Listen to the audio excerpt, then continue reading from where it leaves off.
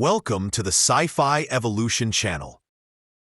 The Vanguard transport trembled with excitement as he led his elite squad through the dense Elysium forest. The night air was cool for his sensitive skin, and the darkness provided a comfortable cover for his appearance. His vertical pupils expanded completely, absorbing the scant light and turning the pitch-black forest into a clear and detailed landscape. He transmitted a status report through the neural link connecting his 12 soldiers. The perimeter is secure. There are no signs of human settlements ahead. Everything remains calm. Lieutenant Orion Drax responded with a satisfied click of his jaw plates. The intelligence data was accurate. Without artificial lighting, the Earthlings were helpless. With the power grid down in the area and communications tangled, the inhabitants of this command center will be blind, disoriented, and vulnerable. Ideal conditions for covert penetration. Remember, the ghost. As we approached the edge of the forest, our goal was clear: to neutralize their military leadership. The High Command sought to break the resistance of Elysium before dawn, relying on improved eyesight. The Vanguard examined the settlement below. Dark buildings stood like tombstones against the background of the night sky. The streets were empty. The windows were black. There was not a single light. They went underground.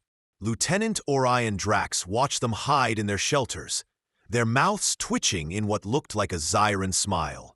They had no idea we were there. By dawn, their command structure will be disrupted, and they will wake up in chaos. The Vanguard gave the signal to advance with a movement of its clawed hand, and the 12 Zyrian warriors moved like flowing shadows down the slope, making less noise than the night breeze. Their bioengineered armor absorbed sound and heat signatures, making them undetectable by any primitive detection system. They reached the first buildings, abandoned buildings in the settlement.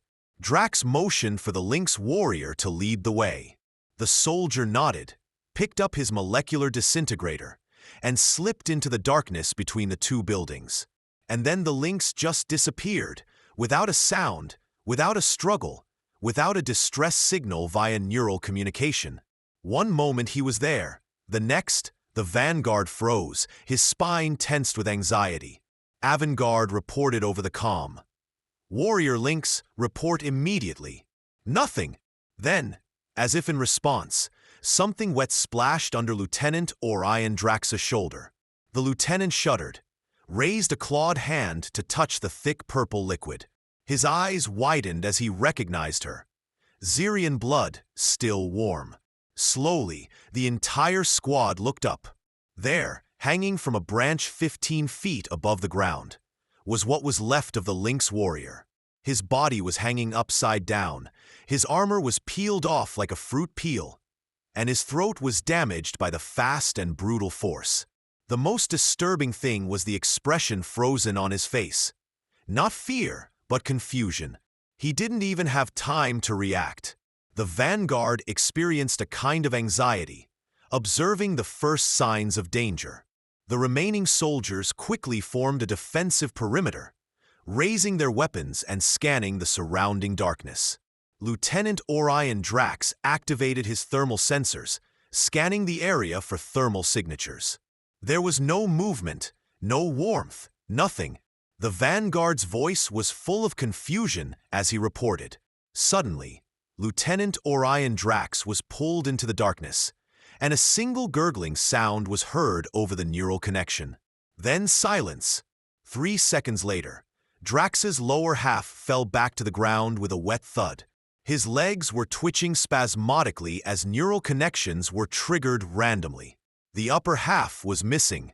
This was followed by a sound like tearing flesh, followed by a series of contented grunts. A warm and viscous substance rained down on the squad, covering them with organic fluids. Fragments of the warrior Volkov's exoskeleton rose to their feet, just in time to see a clot of partially liquefied eye tissue flying towards his face. The gelatinous substance slid down his scales, causing him to shrink and break formation. He bent over, trying to maintain control, to stay in line. But Volkov continued to shrink until a thin wire wrapped around his neck from behind and tightened with such force that it almost separated his head. His head tilted back, held only by a few strands of cartilage. Purple blood flowed from the damaged arteries, and the wire jerked upward, carrying away Volkov's almost detached head. His body collapsed, still spewing blood in rhythmic jets that stained the ground and spread into glowing purple pools. Above, the warrior Kale screamed as he fired his disintegrator into the crown of a nearby tree. The weapon's discharge illuminated the area for a split second, revealing nothing but empty branches. While Kale kept shooting, one of his disintegrating charges hit something metallic hidden in the trees, causing a loud sound. The night lit up with a blinding flash of light as the fuel cell exploded, sending a powerful shockwave through the forest that knocked back several Zons. Burning debris rained down. Pieces of metal and synthetic materials sliced through the air like shrapnel. The Val warrior couldn't avoid the jagged piece of metal that pierced his chest plate, pinning him to a tree. He stared at the object in disbelief, watching his own bioluminescent blood bubble around the wound. When he tried to remove the object, the jagged edges tore through his muscle tissue, releasing a stream of internal organs that poured onto the front of his armor. Val opened his mouth to scream, but all he could make was a wet, gurgling sound as blood filled his throat. He collapsed forward, still impaled, his legs twitching as death claimed him. The explosion had another effect. It momentarily blinded the sensitive eyes of the Zons, which were adapted to darkness rather than light. As they stumbled, trying to regain their sight, a sudden flash of light illuminated their surroundings. Shadows enveloped them, and Crow retreated, shooting blindly until he collided with what he thought was another soldier. Turning around, he found that he had encountered a pair of eyes that reflected the faint starlight like polished mirrors. The face they belonged to was decorated with black and green stripes that broke its outline in the dark. "Greetings," the man whispered, with a smile on his face. Kane's sharp scream pierced the night and the neural connection. The man's hands moved with lightning speed. One hand clamped over Kane's mouth, stifling his scream, while the other plunged a jagged combat knife under his jaw, through the soft palate, and straight into his brain. The blade turned, making a sound like someone stirring a thick stew. Kane's legs twitched violently as the neural tissue ruptured. The man gently lowered the dying Xenon to the ground, then disappeared back into the darkness. Into the darkness, taking with it the blade and a significant part of Crow's brain tissue, panic spread on command. They were not used to fear in their world, being the top predators of the shadows on 1,000 battlefields. But now, releasing pheromone trackers, Varric ordered the team to remain calm. "Find our missing soldiers." The team deployed their biological markers designed to track any Zyrian by their unique scent. The readings came immediately, and it was impossible. "Commander, I can't detect Mal 6 or Krell," Warrior Rin said, her voice strained. "It's like their scent signatures have been erased." "Impossible," Varric growled. "Nothing can mask the pheromone trail, nothing." A quiet thought came from behind Varric. The world saw the Sath warrior collapse. His head turned at an unnatural angle. There was no sound of approach, no warning. "Retreat," Varric barked, abandoning stealth for survival, taking up a defensive position in the formation. No. The other 7 Zyrian warriors retreated to the abandoned structure, securing the entry points and setting up defensive positions. Their hands remained steady as they activated the emergency beacon. They would not allow themselves to be defeated, but the restlessness in their stomachs was unfamiliar and deeply unsettling. "Battlecruiser Dominion, this is Ground Group Alpha. We are under attack by unknown enemies. Requesting immediate evacuation." Static hissed through the communications system. "Nothing." They tried again, amplifying the signal, but instead of the expected message, they heard a voice speaking in a perfect, accentless Zyrian dialect. "You thought we were afraid of the dark, but we tracked him down. A human voice. Varric's blood froze as they took up their positions. Suddenly, the emergency lights of the building flashed on, momentarily blinding them with their intensity. In that brief moment of illumination, Varric saw them. A human female crouched on the ceiling like an incredible predator. Her eyes glittered like the curved blade of a predator. Her teeth clenched. 3 more people were moving along the walls with unnatural speed, crawling sideways like insects. Their bodies were covered with patterns that distorted their outlines.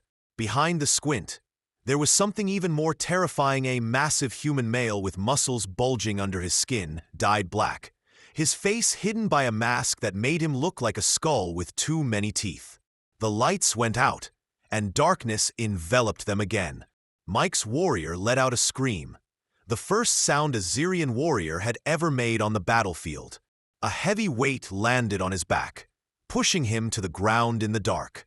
The squad heard a wet tearing sound, followed by a gurgling sigh as Mick tried to scream through a throat that was no longer whole. "I caught one," a female voice called cheerfully, sounding like she was playing a game. "That's 3 for me tonight," replied a deeper voice from the darkness. Somewhere at the top, some of us put quality above quantity. A sudden burst of destructive fire illuminated the fragments of the terrifying vision, casting stroboscopic flashes of light. In one flash, AIK witnessed a human female straddling Mig's back, her hands deep in his open chest cavity, extracting a pulsating dark purple object, a second heart. In the next flash, she bit it off like an apple, purple blood dripping down her chin. She exclaimed, "Sharp," and laughed. In another flash, Warrior Vin was lifted to the rafters by an object resembling a thin wire around his neck, his legs twitching in the air. While she was being lifted up like a festive decoration, the man casually sat on the beam above his head, guiding her with his hands and whistling a cheerful melody that permeated the chaos. "I have another one for the collection," he shouted. "It seems to be a female. Check the mark under the 3rd ventral plate." Someone helpfully shouted back, "That's how they define it." Another burst of gunfire illuminated the last moments of Vina's life, as the man above pulled out a serrated combat knife and began methodically disassembling her. While she was still alive, he took off her armor plates one by one, exposing the vulnerable organs underneath. Each incision was intentional, avoiding the main arteries so she wouldn't bleed out too quickly. "Hey, Richard," the man called out as he worked. "Do you remember that anatomical diagram that the scientists showed us? They were right about the secondary nervous system." He poked something inside of Vina's open chest cavity, causing her limbs to twitch. "You see, you touch an unusual creature, and its limbs begin to move randomly." In the next instant, Gilt's chest cavity was completely emptied. Her internal organs are neatly laid out on a beam next to her still-alive torso. The human is now carefully extracting what appears to be her neural cluster, a pulsating mass of tissue that controls her autonomous functions. He exclaimed triumphantly, holding the trembling organ. "Perfect extraction," he said with a smile. "It's worth double points," he added, as Vina's eyes followed the movement, watching her own neural cluster being extracted. She remained conscious for another 23 seconds, long enough to see the man take a triumphant bite of her still-throbbing organ before her systems shut down completely. Across the room, another warrior soldier had his exoskeleton broken at every joint, the sound resembling the rapid sequential breaking of dry twigs. The person in charge applied precise pressure, breaking each segment, in a sequence that caused maximum agony without loss of consciousness. The victim's agonized scream turned into a gurgling moan as her jaw was dislocated and then crushed. Wake witnessed even more terrifying scenes as his soldiers were dragged into the shadows, lifted to the ceiling, and dragged through doorways while people chatted as if on a routine hunt. They were everywhere, shouting Warrior L, before something wet and heavy hit the ground. Bick fired at the moving man, but realized that he had shot one of his own soldiers in the face. In the next flash of light, He saw a man clinging to the warrior's back, a glint on Zaun's throat. Blood gushed out. "How they see, we don't see." A voice that wasn't Zyrian whispered over its neural connection. Something hacked their secure neural channel. "We can feel your fear, we can smell your blood, we can hear your heart's beating, and we use night vision." Commander Wake was moving fast in the dark, completing a daring mission. He was determined to survive, and he succeeded, as did 3 of his soldiers. One by one, they were eliminated by the shadows. Their deaths were silent and efficient. His excellent night vision showed empty streets and abandoned buildings, but death still lurked in the shadows. As he raced to the evacuation point where their transport was waiting, his legs burned with tension. If he could get to it and activate the automatic return protocols, he would be safe. But then he came out into the open, and there, illuminated by the moonlight, was a graceful Zyrian ship. Suddenly he stopped, realizing the eerie silence that had fallen. No wind, no insects, no sounds of pursuit. He took a cautious step forward, then another. "You are not the only ones who have evolved for the night," a calm, almost amused voice said from behind him. Wake raised his weapon, but it was too late. The man's lips curved into a smile, revealing sharp teeth that sent a chill down Wake's spine. "We started as Dio." "Indeed," the man said, as if they weren't in the middle of a battle. "But we've spent thousands of years hunting in the dark, developing tools to improve our eyesight, honing our other senses, and creating our own predators." The grip on Wake's arm tightened until his bones cracked. The Zyrian commander let out a cry of pain. Jagged fragments of his exoskeleton pierced through his scales. "Your kind is looking for conquest," the man continued, watching with clinical detachment as a stream of glowing purple blood flowed from the wound. "Because we decided to be unusual, we injured your arm, making you scream again. Your species seems to have a lower pain threshold than ours, which is why you rely so heavily on stealth. You can't take a hit. I'm sure it's worked on many other types before, but not on this one. I wonder if anyone would be interested in a unique souvenir from their head. It would be a striking addition to any wall decor. The eyes are known as prizes, and my children are currently engaged in scientific research of extraterrestrial life. Optical structures, I'll take a neural implant," said another. "The technical department is offering a case of drinks for undamaged samples." "Bags of poison for me," said a third, stepping forward with what looked like garden shears. "It makes a fantastic cocktail mixer if you dilute it properly."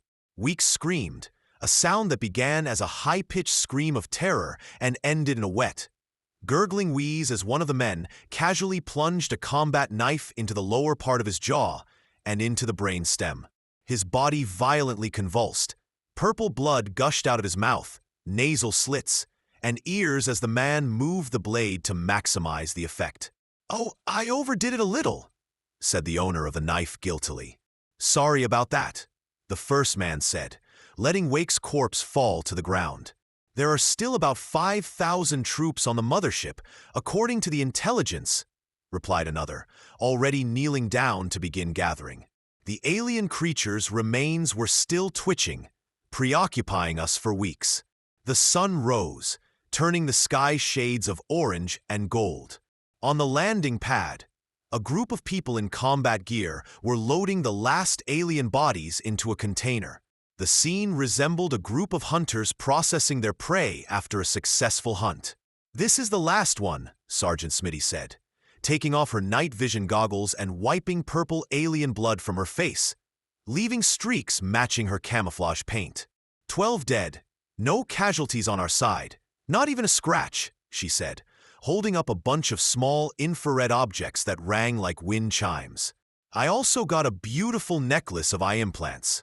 Xenological biologists can get eyeballs, but these neural interfaces will go to my collection." Captain Rivera nodded, wiping the curved knife he had used earlier with a cleaning cloth. The blade was still sharp. "Dawn, the extraction of the cerebrospinal fluid was pretty dirty," Private Dawson said, his teeth standing out on his stained face. "What can I say? I'm a traditionalist. My grandfather taught me that when I was 8. The trick is to puncture the spinal column in the right place and then draw out the fluid using a hollow tube. Or in this case, he hit the metal tube attached to his bone with a tactical straw. Why do you need cerebrospinal fluid at all?" Private Jackson, the new recruit to the Special Operations Team, asked. Dawson, looking slightly nauseous despite his previous involvement, said with a straight face, "This is for my son-in-law. He's collecting. Last year, I received a container filled with tainal crabs from Proximus. I wonder why they keep attacking us every night," Jackson remarked, changing the subject. "As if they don't know that we use night vision goggles. Arrogance," Lieutenant Davidson shrugged, casually throwing his hand into the container. "They lack intelligence. They have developed these sophisticated eyes and believe they own the darkness. The problem is that the eyes are not everything." He tapped his ear. "We have this," he touched his nose. "And most importantly, we have this," he tapped his temple. "We were hunting in the dark even before we opened fire. Night vision just makes it easier." Smitty laughed, stretching like a cat in the morning sun. "Their senses are so blunted compared to ours. When Jimmy knocked over the trash can, I was sure that we would be discovered. The 4 of us froze like statues for 5 minutes, and those purple idiots kept passing by. Do you remember when?" Richard sneezed in the middle of preparing an ambush. Dawson laughed out loud, and I almost joined in. The commander looked around, perplexed. Smitty wiped tears of laughter from her eyes. "I guess their hearing is not up to par. They're like deaf, short-sighted grandfathers on a hunting trip." "Oh," Rivera added, pointing to his camouflage paint, which was now peeling off his skin. "This substance completely blocks their detection of pheromones, making us practically invisible to them. Old Davy Wilkins and the R&D department figured it out after analyzing the first group that landed, mixing it in their bathtub with deer urine and charcoal. It works better than my wife's face cream, and probably has the same ingredients," Davidson joked to the general. Jackson examined one of the alien corpses, mesmerized by its articulated exoskeleton. "You know, in the briefings they described these creatures as terrifying, the scourge of the 17 star systems and all that. But what were they really like? Joining the fight like ladybugs," he poked at the claw, which easily fell off. "So much for the formidable nocturnal predators of space, which are surprisingly fragile up close. Like this one, I just grabbed his head and twisted it, causing it to detach like a bottle cap. It's nothing," Dawson remarked when I cornered him in the pantry. "I took it apart, one limb at a time, like I was taking apart a piece of junk. He was still alive when I got to the last leg. As for the vocal cords, you guys are amateurs," Richard said, unwrapping a cloth bundle containing several purple, colored instruments similar to dental instruments. "Did you know that their exoskeletons remain sensitive even after death? I spent 40 minutes working on that intelligence officer, the one with the fancy insignia. He picked up something that looked like a dried sea urchin. This is what's left of his sensory cluster. I kept him alive throughout the extraction. A new record. You know what a real ion is," Rivera said as he watched the alien ship preparing for exploration. "Intelligence reports that these creatures have conquered many species by attacking at night. Their whole strategy is based on the fact that other species are blind in the dark." He kicked Zahn's severed head, sending it rolling down the runway. "They have never encountered anyone who hunts for pleasure or uses tools to overcome biological limitations. Did they really believe that we would just lie down and let them enslave us so easily?" A predatory smile spread across Davidson's face, and we knew that we could have fought them during the day and probably still emerged victorious. But where would the excitement have been? "To the night shift," Davidson raised an imaginary glass. The night shift crew responded in unison, chuckling as they finished their work in the growing light, already anticipating hunting the next night. To the side, A wounded Zyrian soldier lay hidden under the rubble, pretending to be dead during the massacre. As he listened to people laughing and joking about the massacre of his comrades, a new feeling took hold of his fear. The realization that the Zyrian Empire had made a fatal mistake. They invaded not a prey planet, but a nest of predators that killed them not out of necessity, but because they liked it. And they weren't going to give up so easily. As the human patrol moved away, the wounded alien dragged himself towards a tree line, desperately trying to get to safety. The Dominion needed to know the truth about these people before it was too late. Suddenly, a branch broke behind him, and Zyrian froze. Slowly, he turned his head, and there stood a young human woman. She was a teenager, no older than 12 Earth years old, according to his estimation. She wasn't wearing any tactical gear or armor, just plain civilian clothes. In her hand was a primitive throwing weapon, ancient technology by galactic standards. "Hi," she said cheerfully. "Are you one of the aliens that everyone is hunting?" He considered his options. Perhaps you can come to an agreement with this young individual. They were young, and they weren't born predators like adults. "Please," he said, barely pronouncing the words in English. "I mean no harm. I just want to go home." The human child tilted its head, looking at him curiously. Her mother told her that they had come to Earth to conquer it and enslave everyone. She also said that they wanted to harm her and her younger brother. He explained that it was a misunderstanding. They lied, and they sought to destroy life on Earth. The child seemed to consider this, and then raised his weapon. "You're lying," Dad said. "Your kind always lies, and your blood is a great fertilizer for Mom's tomatoes." Miss Ian's last words, when the primitive firearms roared and were swallowed by the darkness, were that humans did not become predators, they were born that way.